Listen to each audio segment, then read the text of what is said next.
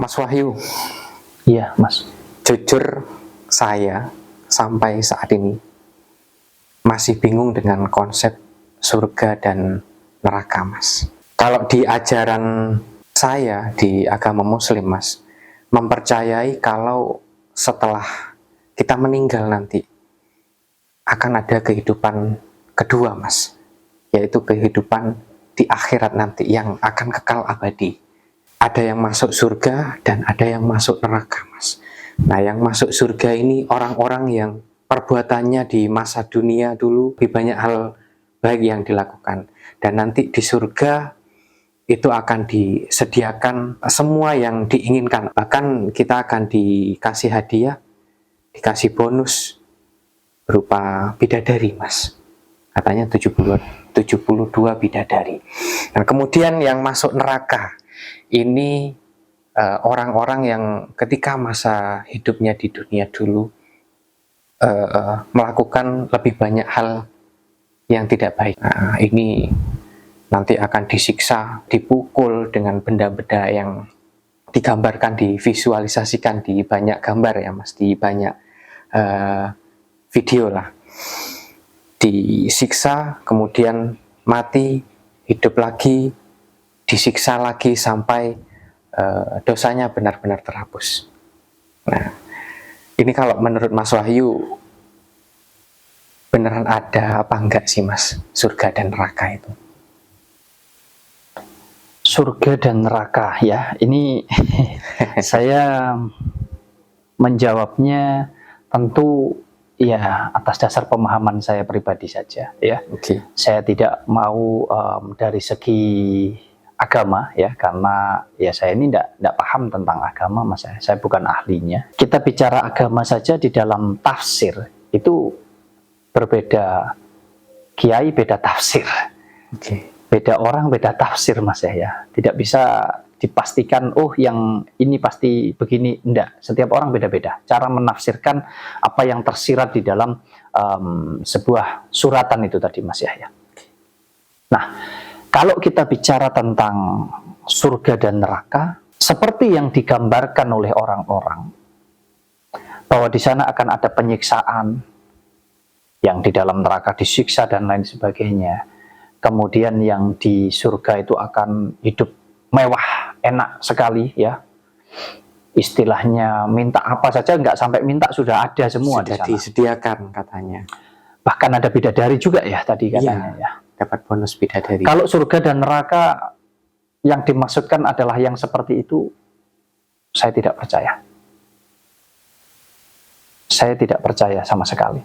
Karena menurut saya, ini terlepas dari ini ya teman-teman ya. Ya kembali lagi, semua monggo-monggo saja, tergantung keyakinan kita masing-masing ya. Karena kita memperdebatkan hal yang kita sama-sama belum pernah menjalani, kan ini namanya ya kayak omong kosong jatuhnya. Apalagi kalau omong kosong ini bisa membuat kita berantem, saling menghujat, saling membunuh bahkan. Ini kan salah besar kita. Ya, karena kita sama-sama tidak tahu. Kita hanya berpedoman kepada keyakinan kita, keimanan kita. Sedangkan keyakinan, keimanan itu setiap orang berbeda-beda. Urusan kita dengan Tuhan ya urusan kita masing-masing, tidak bisa dicampuri oleh siapapun. Itu haknya masing-masing, mau percaya mau enggak, mau yakin mau enggak. Makanya yang penting semasa hidup ini sajalah kita jalani hidup kita dengan baik, sebaik mungkin, dengan benar sebenar mungkin. Dengan siapapun kita jaga hubungan kita, dengan segala perbedaannya, ras, suku, bangsa, berbeda budaya, berbeda warna kulit, berbeda bentuk, berbeda apapun itu, termasuk berbeda keyakinan di dalam memeluk agama. Silakan, sebagai bentuk keberagaman. Karena kita meyakini sejatinya Tuhan atau Gusti Allah bukanlah milik suatu golongan, bukanlah milik suatu bangsa, bukanlah milik suatu agama. Tapi Tuhan itu adalah milik dari semesta ini, seluruh jagat raya dan isinya ini. Kurang lebih begitu ya Mas ya. Nah, kembali kepada surga dan neraka itu tadi. Kalau yang dimaksudkan seperti ada siksa, yang sini ada bidadari, saya nggak percaya sama sekali Mas Yahya. Kenapa? Ya karena kita ini kalau sudah mati, ya mohon maaf ini, kita coba belajar sajalah secara ini ya, sederhana. Orang sudah mati itu sudah nggak ada rasa, Mas ya. Sudah terlepas ini. Sudah nggak ada keakuan. Rasa itu ada karena aku. Aku ada karena rasa. Jadi kalau akunya sudah nggak ada, Mas Yahya, masuk masih bisa merasakan, oh disiksa di neraka, kemudian kesakitan terus disiksa sampai katanya dosanya habis. Lah siapa yang menghabiskan dosa? Yang di surga juga demikian, pengen apa-apa, seolah-olah kita itu masih bisa merasakan. Saya rasa bicara tentang kehidupan, kalau dikatakan bahwa di surga akan hidup kekal abadi, jadi hidup kita ini setelah kita meninggal itu akan kekal abadi. Tidak usah nunggu meninggal. Kehidupan ini kekal abadi. Tidak akan pernah berakhir, tidak akan pernah habis. Yang habis itu adalah tempat daripada kehidupan itu.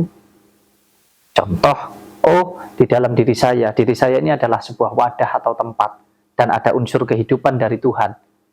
Nah ketika wadah ini sudah tidak mampu untuk menjadi tempat daripada sumber kehidupan, ya maka akan berakhir, akan habis. Tapi kehidupannya kekal abadi. Karena apa? Ya dia akan kembali lagi menjadi satu. Ibaratnya dia akan kembali kepada sumbernya. Sumber kehidupan ini sudah ada jauh sebelum ada ember, kaleng, gelas, dan lain sebagainya. Jadi kita ibaratkan kita ini hanya wadah, hanya cawan saja. Sumbernya tetap ada. Nah, kalau kita ibaratkan diri kita ini hanya sebagai cawan, tempat daripada air, maka kalau cawan ini sudah pecah atau sudah tumpah air itu akan kembali kemana, Thomas? Ke sumbernya ya. Kembali ke sumbernya. Demikian pula dengan unsur kehidupan ini, dia akan kembali.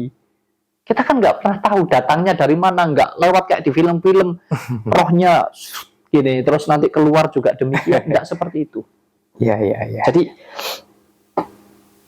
pada intinya begini, hidup ini kan tentang dari tidak ada, menjadi ada, dan nanti kembali tidak ada, kan begitu kurang lebihnya. Ya. Nah kalau ini terus ada konsep surga neraka yang seperti Mas Yahya katakan tadi kan lucu sekali, Mas. Lucu. Tetapi saya meyakini dan mengimani bahwa surga dan neraka itu ada, baik ketika kita hidup di dunia maupun ketika nanti kita sudah meninggal, tapi tidak dalam pengertian yang seperti itu tadi. Ini sedikit contoh saja ya Mas Yahya. Oke. Ketika kita hidup di dunia, ini sudah ada surga dan neraka juga Mas Yahya. Seperti apa itu, Mas? Ya, kalau kita lagi susah, ya disitulah kita masuk neraka Mas Yahya. Oh. Kita lagi berdosa. Berdosa itu karena apa? Karena rasa kita merasakan hal apa yang kita lakukan yang nggak benar itu tadi. Oh, kita membohongi keluarga, kita berbuat jahat terhadap orang. Mungkin tidak ada satupun orang yang tahu, tapi Tuhan kita tahu. Karena Tuhan ada di mana? Ada di dalam diri kita. Disitulah kita masuk neraka. Tapi ketika kita merasakan kebahagiaan, pikiran kita senang, hati kita senang, mungkin kita habis nolong orang, kita senang. Oh, kita habis bertemu dengan orang baik, kita senang. Oh, kita lagi punya uang banyak, kita senang. Di situ kita itu sebetulnya lagi merasakan masuk surga, Mas ya. Jadi ya kita sama-sama belajar loh ya ini ya. Jadi kita mempelajari hidup itu nggak usah yang riweh-riweh. Apalagi nanti terlalu jauh kalau kita bahas setelah mati. Semasa hidup ini saja loh, ayo kita berbuat yang benar, berbuat yang baik. Kalau kita bisa melakukan hal baik, hal benar, kenapa kita harus melakukan hal yang nggak baik dan nggak benar? Supaya kita masuk surga terus. Makanya seneng no pikiranmu, seneng no hatimu, maka kamu akan masuk surga secara duniawi. Lalu bagaimana dengan surga dan neraka di kehidupan selanjutnya setelah kita meninggal? Kalau saya lebih meyakini dan mengimani itu begini, Mas. kita itu kalau sudah meninggal, ya kita akan kembali sesuai dengan proses penciptaannya tadi. Yang berasal dari manusia melalui proses duniawi akan kembali ke dunia, sedangkan yang penciptaannya melalui proses ilahi akan kembali kepada ilahi. Kurang lebih begitu. Jadi yang fakta akan kembali terurai sesuai dengan fakta, dan yang gaib akan kembali sesuai dengan kegaibannya. Contoh, tubuh jasmani ini, fisik ini, raga ini kan tercipta dari sesuatu hal yang bersifat fakta, atau Mas, dari adanya bapak dan ibu kita, maka terciptalah fisik ini. Fisik ini terdiri dari 4 unsur, itu nggak bisa dipungkiri. Ada unsur tanah, unsur air, unsur api, dan unsur angin. Semua satu kesatuan di dalam tubuh kita. Lah kalau ini sudah nggak berfungsi, sudah jadi bangkai, dia akan terurai sesuai dengan 4 unsur ini tadi. Yang asalnya dari tanah kembali ke tanah, yang asalnya dari angin akan kembali menjadi angin, yang asalnya dari api akan terurai, yang asalnya dari air akan kembali menjadi air. Sedangkan yang asalnya daripada sang ilahi, yang sering kita sebut sebagai roh kehidupan yang ada di dalam diri kita, ya akan kembali kepada sang pencipta atau kepada sumbernya. Prosesnya pun ya gaib, masuknya gaib, keluarnya ya gaib. Kita ini sama-sama tidak tahu, apa lewat kepala, lewat kaki, atau bagaimana, tidak yang tahu. Karena ini hanya, saya meyakini ini sebagai sumber energi atau energi kehidupan. Nah, kemudian kalau dibahasakan bahwa nanti ketika meninggal, kemudian kita disiksa, seolah-olah masih ada rasa, ya kan tidak ketemu. Ya saya lebih meyakini itu, kalau nanti sudah meninggal, kalau prosesnya ini sudah benar, sudah baik, semua akan terurai sesuai dengan penciptaannya tadi. Yang gaib kembali melalui proses kegaibannya, yang fakta juga demikian. Nah, dikatakan masuk surga dan neraka ini yang seperti apa? Masuk surga dan masuk neraka adalah manakala roh kehidupan yang ada di dalam diri kita, yang kita sebut sebagai kehidupan rohani kita, kehidupan jiwa kita, roh ini akan kembali kepada pemiliknya atau kembali kepada sumbernya. Disitulah sempurna, masuk surga, karena kita bisa kembali ke asal muasalnya kita. Lah kalau sampai kita tidak kembali, kita gentayangan, Mas Yahya, ya, itu artinya nggak sempurna. Berarti ada yang salah, sehingga kita diarani urip tapi mati, mati tapi urip, karena nggak ada wadahnya, nggak diterima karo sumbere. Kok bisa demikian? Ya balik lagi, kalau kita mau pelajari, kita beriman kepada siapa? Nah, kalau kamu nggak mengimani bahwa kamu berasal dari sumber, ya kamu nggak akan bisa kembali ke sumber. Tapi kalau kita beriman kepada sumber itu tadi, atau kepada sang pencipta yang maha kuasa, ya pasti kita akan kembali ke sana. Yaitulah kita masuk surga.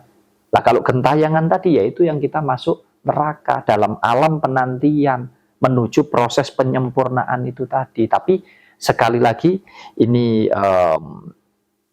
pemahaman kita secara pribadi ya Mas Yahya. Jadi saya tidak pernah melarang, menyalahkan, atau membenarkan apa yang saya katakan dan apa yang dijalankan oleh teman-teman. Kita semua punya hak untuk mempercayai, untuk meyakini sesuai dengan apa yang kita rasakan di dalam kehidupan kita. Jadi tidak usah kita berdebat. Ini kita jadikan hanya bahan pembelajaran saja. Karena apa? Kalau sudah mati itu nggak ada yang tahu, Mas. Kita nanti itu yang seperti apa itu sama-sama nggak tahu. Jadi untuk apa kita bikin ribet? Nanti mati ya sudahlah, mau masuk surga, masuk neraka, ibaratnya begitu. Terserah masing-masing lah. Nggak ada juga yang bisa menyelamatkan satu dengan yang lain. Istilahnya begitu. Kalau dikatakan kita akan memasuki sebuah tempat. Yang terpenting itu justru ayo, mumpung masih hidup ini loh. Nah, kalau hidup aja sudah susah, hidup saja menderita, hidup saja bikin susah orang, bikin susah keluarga, kok boro-boro mau bicara tentang surga dan neraka nanti setelah meninggal, kan yuk kejauhan toh Mas. Lebih baik mumpung masih hidup, ayo kita rukun, ayo kita hidup damai, saling berdampingan satu dengan yang lain, ya, dengan berbagai macam perbedaan, suku, budaya, agama, ras, bangsa, dan lain sebagainya. Apapun itu, kita yakin, kita iman bahwa kita ini adalah sama-sama makhluk ciptaan Tuhan yang Maha Kuasa. Hendaknya kita saling mengasihi, ya, saling menyayangi satu dengan yang lain, saling menghargai, saling menghormati dalam segala hal, supaya kita ini kalau rukun kan bersatu padu jadi ringan, Thomas. Betul. Terus nggak usah bahas tentang surga dan neraka nanti, sudahlah itu kita bawa di dalam keyakinan iman kita masing-masing saja. Nggak usah merasa, oh kamu itu nggak bener, kalau begitu kamu nanti masuk neraka, wis ben lah masuk neraka, wis urusane dewe-dewe, ditanggung dewe-dewe. Sing penting masih hidup ini loh. Jangan sampai kita merasa kita sudah dekat dengan Tuhan, seolah-olah kita sudah paling benar, paling baik, pasti kita masuk surga. Tapi hidup di dunia ini kita menyalahkan saudara-saudara kita. Seolah-olah saudara kita itu pasti salah, pasti nggak benar, pasti masuk neraka. Loh, lah terus fungsinya kamu mengenal Tuhan, fungsinya kamu itu ngerti tentang hal baik dan hal buruk itu apa? Gitu loh Mas. Iya, daripada kita berdebat, memang tujuannya baik kalau menurut saya konsep surga neraka. Baik, karena dari pembahasan surga dan neraka ini kan menuntut kita untuk kita jadi berbuat yang benar dan yang baik, Thomas. Jadi itu baik sekali, tidak apa-apa. Tapi jangan terus itu dijadikan sebagai sebuah doktrin untuk, mohon maaf, kita jadi berimajinasi membayangkan bahwa nanti kita hidup di surga begini, kalau enggak di neraka itu disiksa, bla bla bla bla. Ya terlalu jauh lah, lebih baik hidup di dunia ini aja kita bahagia gitu aja lah. Ya, daripada memperdebatkan hal yang belum kita tahu kebenarannya, yang penting kita hidup rukun aja. Terus yang penting rukun, gitu ya.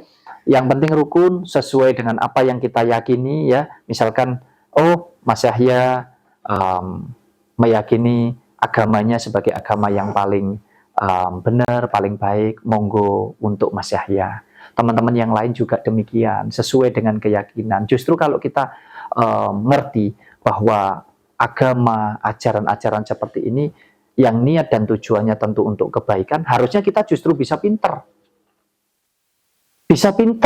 untuk membedakan mana yang baik dan mana yang buruk. Dan kita itu menghujat itu kan menyakiti toh Mas ya. Itu sudah nggak benar padahal. Mau apapun yang dilakukan orang itu ya sudahlah biar. Kita juga belum tentu gitu loh. Semua dikembalikan ke diri kita sajalah.